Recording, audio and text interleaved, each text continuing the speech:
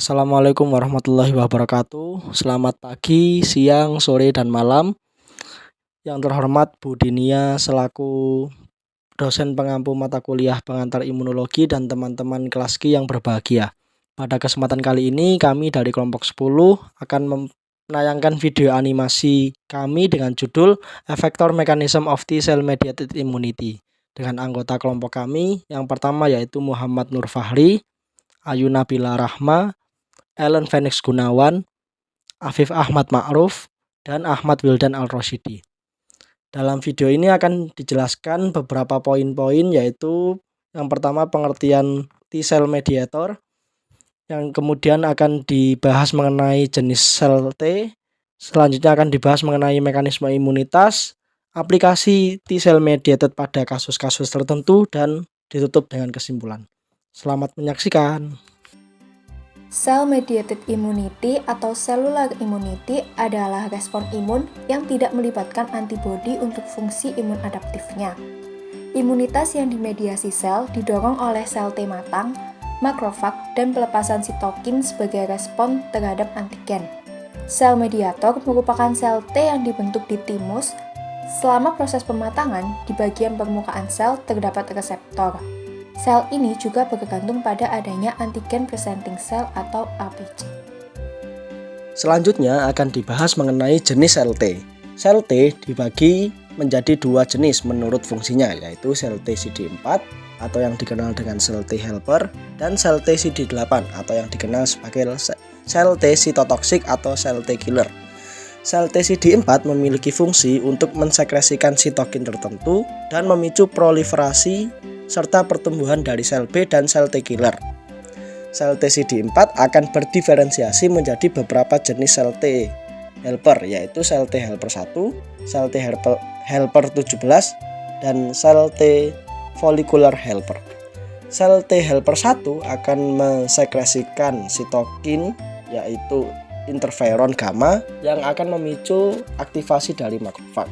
Adapun sel T helper 17 akan mensekresikan sitokin interleukin 17 dan interleukin 22 yang nantinya akan memicu aktivasi dari neutrofil. Dan yang terakhir yaitu sel T follicular helper akan mensekresikan interleukin 21 dan interferon gamma atau interleukin 4 yang memicu aktivasi dari sel B, yang nantinya sel B ini akan memproduksi antibodi. Adapun sel T CD8 atau sel T cytotoxic nantinya akan mensekresikan protein pembunuh untuk menginduksi sel yang terkena infeksi. Protein pembunuh yang disekresikan oleh sel T CD8 ada dua jenis, yaitu perforin dan granzin. Perforin nantinya akan membuka pori-pori pada sel yang terkena infeksi dan nantinya mikroba yang ditargetkan oleh sel T8 akan dibunuh oleh protein granzin. Selanjutnya terdapat mekanisme imunitas secara umum.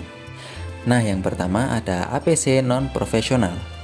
Ketika APC non-profesional ini terinfeksi, dia nantinya akan merepresentasikan MHC kelas 1 beserta peptida asing yang terdapat dari dalam dirinya.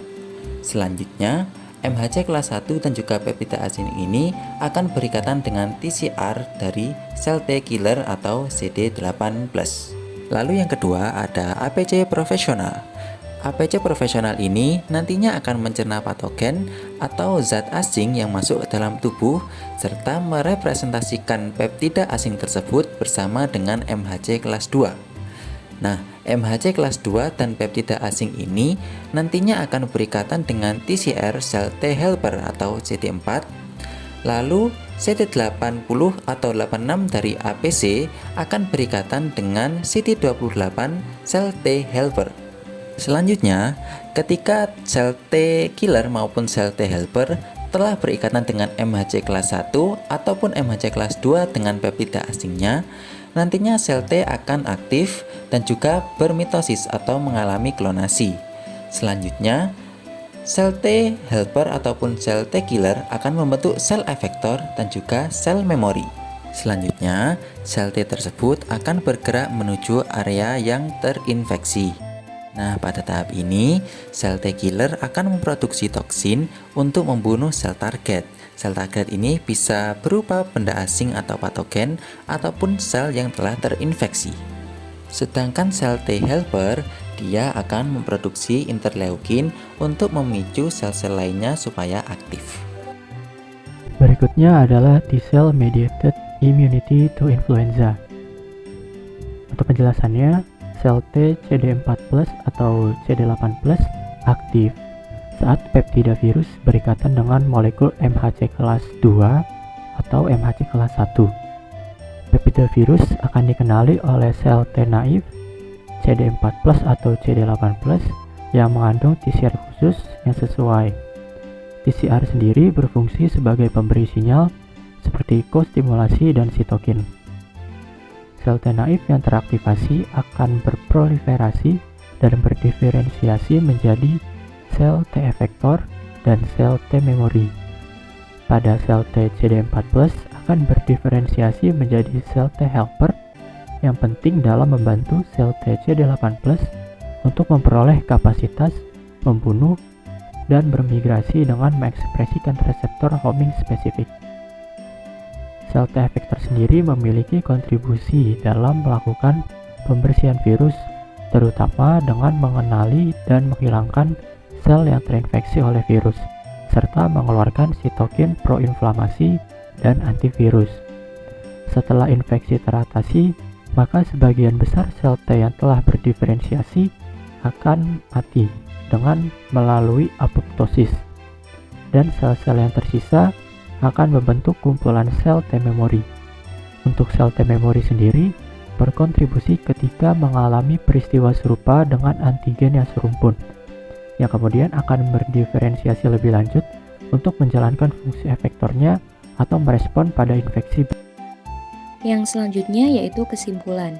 Cell-mediated immunity merupakan respon imun yang tidak melibatkan antibodi untuk fungsi imun adaptifnya. Respon imun dimediasi oleh sel T, makrofag, dan pelepasan sitokin sebagai respon antigen. T-cell dibagi menjadi T-cell helper atau CD4+, dan T-cell killer atau cytotoxic atau CD8+. Mekanisme imunitas terhadap influenza melibatkan T-cell CD4+ dan CD8+. T-cell CD4+ atau CD8+ aktif saat peptida virus berikatan dengan molekul MHC kelas 1 atau MHC kelas 2. Sel T naif yang teraktivasi akan berproliferasi dan berdiferensiasi menjadi sel T efektor dan sel T memori. Selanjutnya, sel yang terinfeksi akan dibunuh oleh sistem imun tubuh. Burung beo, burung cendrawasih, bisa ditemui di Pulau Papua. Cukup sekian dan terima kasih. Semoga bermanfaat untuk kita semua.